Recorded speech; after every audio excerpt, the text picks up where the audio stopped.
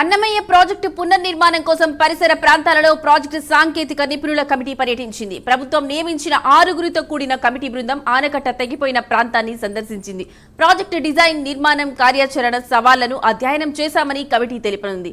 ఈ అధ్యయనానికి సంబంధించిన రిపోర్టును రాష్ట్ర ప్రభుత్వానికి నివేదించిన తర్వాత నిర్మాణం పూర్తి చేయనున్నట్లు తెలిపారు.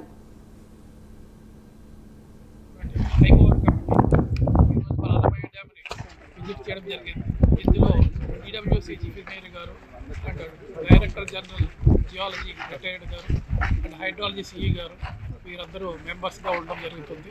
వారందరూ వచ్చి డ్యామ్ పరిస్థితులు, మన డ్యామ్లో ఉన్నటువంటి కింద రాక్ డీటెయిల్స్, హైడ్రాలజీ డీటెయిల్స్, అంతకుముందు వచ్చేటువంటి ఫ్లడ్ డీటెయిల్స్ ఇవన్నీ కూడా పరిశీలించి మన డీటెయిల్స్ అన్నింటినీ కూడా నిన్న ఈవేళ క్షుణ్ణంగా స్టడీ చేయడం జరిగింది, చర్చించడం జరిగింది. దీనిపైన ఒక నిర్ణయానికి వచ్చి మన డ్యామ్ ఎంత ఎత్తు నిర్మించాలి, ఫర్దర్గా ఎడిషనల్ కట్టాలా, కడితే ఎన్ని మీటర్లతో కట్టాలి, కింద రాక్ ఎలా ట్రీట్ చేయాలి, అవన్నిటి మీద కూడా తొందరలో రిపోర్ట్స్ ఇవ్వడం జరుగుతుంది. ఆ రిపోర్ట్స్ ఇచ్చిన తర్వాత మనం డీటెయిల్ ప్లాన్ తయారు చేసుకుని వర్క్ స్టార్ట్ చేయడం జరుగుతుంది. ప్రభుత్వ నిర్ణయం ప్రకారం తొందరలోనే డ్యామ్ పునర్నిర్మాణం ప్రారంభించడం జరుగుతుంది, తొందరలోనే కంప్లీట్ చేయడం జరుగుతుంది.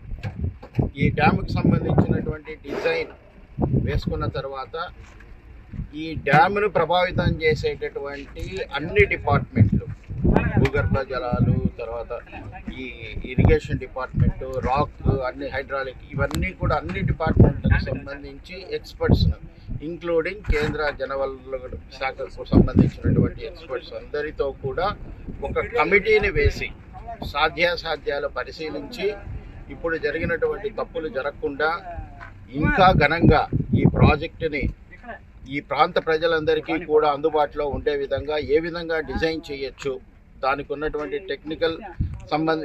టెక్నికల్గా ఎన్నెన్ని అంశాలు ప్రభావితమైతే ఏ విధంగా చేయొచ్చు అనే దాని మీద స్టడీ చేయడానికి